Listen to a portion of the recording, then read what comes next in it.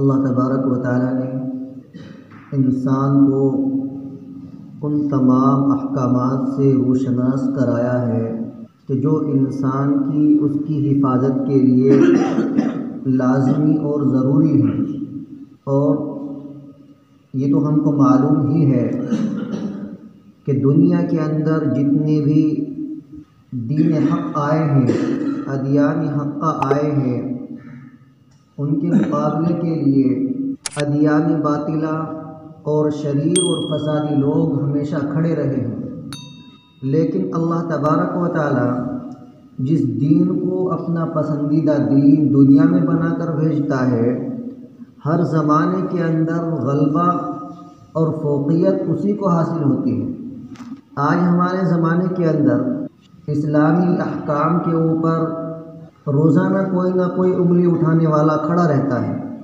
آج کل چند دنوں سے حجاب اور پردے کا مسئلہ، پردے کا معاملہ ملک کے اندر بہت زور و شور سے اٹھایا جا رہا ہے۔ پردے کے اوپر طرح طرح کے اعتراضات کیے جا رہے ہیں۔ پہلی بات تو یہ ہے کہ جب پردہ کرنے والی کو کوئی اعتراض نہیں، اس کو کوئی دقت نہیں، تو تم کو کیا دقت ہے؟ اگر پردہ کرنے والی یا جس کے لیے پردے کا حکم ہے وہ اعتراض کرتی، اس کے لیے وہ پریشانی کا سبب ہوتا، تو تم اس کی حمایت کے لیے کھڑے ہوتے، سمجھ میں آنے والی بات بھی تھی۔ لیکن جن کو پردے کا حکم ہے، جو پردہ کرتی ہیں، وہ اس کے لیے احتجاج کر رہی ہیں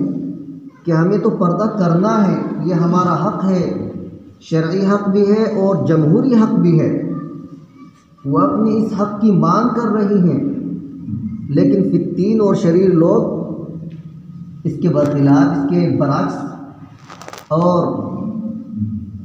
اس کے پردے کو ہٹانے کے لیے طرح طرح کی پروپیگنڈے، طرح طرح کے احتجاجات کر رہے ہیں۔ تو یہ اس کے سوا اور کچھ نہیں ہو سکتا کہ جیسے ہر زمانے کے اندر دین حق کے مقابلے میں فرعون کھڑے ہوتے ہیں، آج کے فرعون یہی ہیں، تو ایسے ماحول کے اندر مسلمانوں کے لیے، مسلمان بہن بیٹیوں کے لیے اور مسلمان بھائیوں کے لیے یہ ضروری ہے کہ وہ اپنی گھر کی بہن بیٹیوں کو اس کی اہمیت بتلائیں، پردے کے فوائد بتلائیں، پردے کا جو حکم قرآن کریم کے اندر اللہ رب العزت نے دیا ہے اس کو بتلائیں۔ قرآن کریم کے اندر اللہ تبارک و تعالیٰ نے پردے کا حکم فرمایا، اور پردے کے 3 درجے اللہ تبارک و تعالیٰ نے بتلائے ہیں۔ پہلا درجہ یہ ہے کہ عورت اپنے چہرے اور ہتھیلیوں کے علاوہ اور بعض فقہا کے نزدیک پیروں کے علاوہ اجنبی مردوں کے سامنے اپنا سارا بدن چھپائے، اور یہ پردے کا ادنا درجہ ہے۔ سب سے کم درجہ جو پردے کا ہے وہ یہ ہے کہ عورت اپنا چہرہ کھلا رکھے اور اپنی ہتھیلیاں کھلا رکھے، یہ پردے کا سب سے کم درجہ ہے۔ قرآن کریم کے اندر اللہ تبارک و تعالیٰ نے فرمایا وَلَا يُبْدِينَ زِينَتَهُنَّ إِلَّا مَا ظَهَرَ مِنْهَا، کہ عورتیں اپنی زینت کے مقام کو ظاہر نہ کریں مگر غالباً جو ان میں سے کھلے ہی رہتے ہیں، مثلا چہرہ ضرورت کی وجہ سے یا ہتھیلیاں ضرورت کی وجہ سے کھلی رہتی ہیں۔ اسی طرح حدیث پاک کے اندر ہے کہ اللہ کے رسول علیہ السلام نے حضرت اسماء رضی اللہ عنہ سے ارشاد فرمایا کہ اے اسماء، جب عورت بالغ ہو جائے تو اس کے لیے سوائے اس کے اور اس کے، اللہ کے رسول علیہ السلام نے اپنی ہاتھ سے چہرے اور ہتھیلی کی طرف اشارہ کر کے فرمایا کہ سوائے اس کے اور اس کے، عورت کے لیے بدن کے کسی بھی حصے کا کھولنا جائز نہیں ہے۔ قرآن کی اس آیت میں اور اس حدیث کے اندر پردے کے پہلے درجے کا حکم ہے، اور یہ پردے کا ادنا درجہ ہے۔ قرآن کریم کے اندر ایک جگہ اللہ تبارک و تعالیٰ نے ارشاد فرمایا یدنین علیہن من جلابیبہن کہ عورتیں اپنے اوپر چادریں ڈال لیا کریں۔ اور حدیث میں اللہ کے رسول علیہ الصلاۃ والسلام سے ایک عورت نے دریافت کیا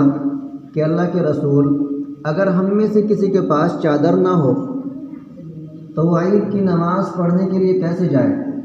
عید کی نماز عورتوں پر واجب نہیں ہے، لیکن پہلے عورتیں بڑی بوڑھی وہ عید کی نماز میں چلی جایا کرتی تھیں۔ تو اللہ کے رسول سے حکم دریافت کیا کہ اگر ہم میں سے کسی کے پاس چادر نہ ہو، برقع نہ ہو تو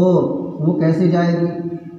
تو آپ علیہ الصلاۃ والسلام نے ارشاد فرمایا کہ اس کے ساتھ والی اس کو اپنی چادر اڑا لے۔ اس آیت میں اور اس حدیث میں پردے کا دوسرا درجہ بیان کیا گیا،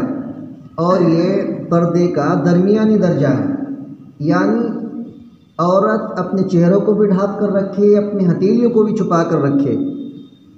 کسی کے سامنے یہ بھی نہ کھولنے پائے، یہ پردے کا درمیانی درجہ ہے۔ اللہ رب العزت نے قرآن کریم کے اندر ارشاد فرمایا وَقَرْنَ فِي بُيُوتِكُنَّ اے بیویوں تم اپنے گھروں میں رہا کرو، گھروں سے باہر نہ نکلا کرو۔ دوسری آیت میں ارشاد فرمایا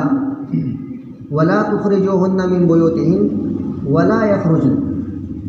کہ تم عورتوں کو ان کے گھروں سے باہر مت نکالو اور نہ وہ خود نکلیں۔ اور ایک آیت میں اللہ تبارک و تعالیٰ نے ارشاد فرمایا اِذَا سَأَلْتُمُوهُنَّ مَتَاعًا فَاسْأَلُوهُنَّ مِن وَرَاءِ حِجَابٍ کہ جب تم عورتوں سے استعمال کی کوئی چیز مانگو تو پردے کی آڑ میں ہو کر مانگو۔ حدیث پاک کے اندر ہے کہ اللہ کے رسول علیہ الصلاۃ والسلام نے حضرت میمونہ اور حضرت ام سلمہ رضی اللہ عنہما کو حکم دیا کہ تم ان سے یعنی عبداللہ ابن ام مکتوم جو نابینا صحابی تھے پردہ کرو۔ تو حضرت ام سلمہ رضی اللہ عنہ فرماتی ہیں کہ میں نے عرض کیا اللہ کے رسول کیا وہ اندھا نہیں ہے جو ہمیں نہیں دیکھ سکتا؟ اللہ کے رسول علیہ الصلاۃ والسلام نے ارشاد فرمایا کیا پھر تم بھی اندھی ہو؟ کیا تم اس کو نہیں دیکھ سکتی؟ تو معلوم ہوا کہ پردے کا جو حکم ہے وہ یہی نہیں ہے کہ مرد عورت کو نہ دیکھ سکے، بلکہ پردہ یہ بھی ہے کہ عورت غیر محرم مرد کو بھی نہ دیکھے۔ تو اس آیت کے اندر اور حدیث کے اندر پردے کے تیسرے درجے کا ذکر ہے، اور یہ پردے کا اعلیٰ درجہ ہے کہ عورت اس طریقے پر رہے کہ کوئی غیر مرد اس کے کپڑے کو بھی نہ دیکھ سکے، بلکہ وہ ہمیشہ دیوار یا پردے کی آڑ میں رہے۔ تو پردے کا اعلیٰ درجہ یہ ہے کہ غیر مرد کی عورت کے کپڑے پر بھی نظر نہ پڑے۔ اور ان تینوں درجوں کو اللہ رب العزت نے قرآن کریم کے اندر بیان فرمایا، اور تینوں درجوں کا وجوب اور لزوم آیات اور احادیث سے ثابت ہو گیا، اور یہ معلوم ہو گیا کہ یہ تینوں درجے شریعت کا حکم ہے۔ البتہ اتنا فرق ہے کہ جو پہلا درجہ ہے وہ اپنی ذات سے واجب ہے، یعنی پہلے درجے کا حکم ہر حال میں ہے۔ جو عورت بالغ ہو گئی یا بالغ ہونے کے قریب ہے، چاہے بوڑھی بھی ہو گئی ہو، اس کا حکم ہر عورت کے لیے ہر حال میں ہے کہ وہ غیر مردوں کے سامنے اپنے چہرے اور ہتھیلیوں کے سوا بدن کا کوئی حصہ نہ کھولے۔ اور جو دوسرا اور تیسرا درجہ ہے اس کا حکم عارض کی وجہ سے ہے، اور وہ عارض ہے فتنے کا اندیشہ، کہ جہاں پر فتنے کا اندیشہ ہوگا وہاں پر دوسرے اور تیسرے درجے کا حکم ہوگا۔ اور یہ فتنے کا اندیشہ کہاں پر ہے یہ بھی اللہ رب العزت نے خود بیان فرما دیا۔ لوگوں کی عقل پر اس کو نہیں چھوڑا، ورنہ لوگوں کی عقلیں تو کہیں بھی فتنے کا اندیشہ پیدا نہیں کریں گی۔ اللہ تبارک و تعالیٰ نے قرآن کریم کے اندر فرمایا وَالْقَوَاعِدُ مِنَ النِّسَاءِ اللَّاتِي لَا يَرْجُونَ نِكَاحًا، کہ ایسی بوڑھیاں کہ جن کو نکاح کی امید نہ ہو، یعنی وہ اتنی بوڑھی ہو گئی ہوں کہ اب ان کا نکاح نہ ہو سکتا ہو، وہ نکاح کرنے کی نہ خواہش مند ہو اور نہ ہی ان سے نکاح کرنے کا کوئی خواہش مند ہو، اتنی بوڑھی ہو گئی ہو، تو وہاں پر فتنے کا اندیشہ نہیں ہے۔ ان عورتوں کے لیے حکم ہے کہ وہ اگر غیر مردوں کے سامنے اپنا چہرہ یا ہتھیلیاں کھول لے تو ان کے لیے کوئی حرج نہیں ہے۔ ان کے علاوہ جو جوان عورت ہے یا ادھیڑ عمر کی عورت ہے، اس کے لیے یہ جائز نہیں ہے کہ وہ غیر مرد کے سامنے بلا ضرورت اپنا چہرہ یا ہتھیلی کو کھولے۔ تو قرآن کریم کے اندر اللہ رب العزت نے مسلمان عورت کو پردہ کرنے کا حکم فرمایا ہے، اور یہ پردہ کرنا ایمان والی عورت کی شان ہے، اور یہ بات بھی ہم سب جانتے ہیں کہ عورت پردے کے اندر ہی محفوظ رہ سکتی ہے، اس کی حفاظت اور سیفٹی پردے کے اندر ہی ہے۔ آپ نے غور کیا ہوگا کہ جب سے عورتوں کے اندر یہ ماڈرن پنا آ گیا، جدت پسندی آ گئی، مغربی تہذیب کے اثر نے ان کو اپنی چپیٹ میں لے لیا، تب سے برائی کے واقعات، زنا بالجبر کے واقعات، ریپ کے واقعات روزانہ سینکڑوں سننے کو آتے ہیں۔ اور اس سے پہلے جب عورتیں پردے میں رہا کرتی تھیں تو ایسے واقعات کبھی کبھار سننے میں آیا کرتے تھے، اور اگر کوئی ایسا واقعہ ہو جایا کرتا تھا تو سارا علاقہ دہل جایا کرتا تھا کہ کتنا برا ہو گیا۔ لیکن آج دن بھر کے اندر سینکڑوں واقعات پیش آتے ہیں۔ اس کی وجہ کیا ہے؟ اس کی وجہ پردے کا فقدان ہے، پردے کا چھوڑنا ہے۔ پہلے آپ نے دیکھا ہوگا اور آج بھی کہ ہندوؤں کے اندر جو مہذب گھرانے کی عورتیں ہیں وہ بھی پردہ کرتی ہیں۔ پردہ کوئی اسلامی حکم نہیں دیتا، بلکہ غیر مسلموں میں بھی جو مہذب گھرانے ہیں وہ بھی پردہ کرتے ہیں۔ اس لیے مسلمانوں کو تو خاص طور سے چاہیے کہ وہ ایسے نازک حالات کے اندر اپنی عورتوں کو حکم کریں، ان کو سکھلائیں، اپنی بچیوں کو بتلائیں کہ پردے کا کیا درجہ ہے، اس سے کیسے اس کی حفاظت ہو سکتی ہے، اور شریعت کے احکام پر کیسے عمل آوری ہو سکتی ہے، اور شریعت میں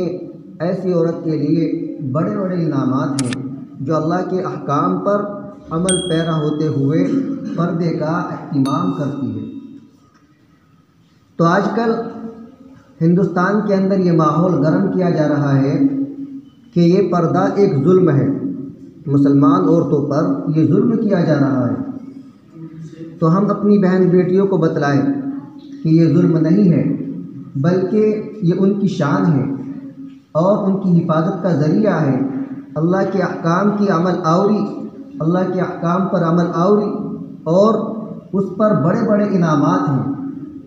اس لیے آج کے دور میں ہر انسان پر لازم اور ضروری ہو جاتا ہے کہ وہ اپنے گھر کے اندر پردے کا اہتمام کرانے کی کوشش کرے۔ جو بھی بچی بالغ ہو گئی یا بالغ ہونے کے قریب ہے اس کو پردے کا حکم کرے، وہ بلا ضرورت گھر سے باہر نہ نکلے، تو انشاءاللہ یہ فتین جو ہیں اپنا منہ لے کر رہ جائیں گے اور ان کی ہر چال ناکام ہوگی۔ اللہ تبارک و تعالی عمل کی توفیق عطا فرمائے۔ وآخر دعوانا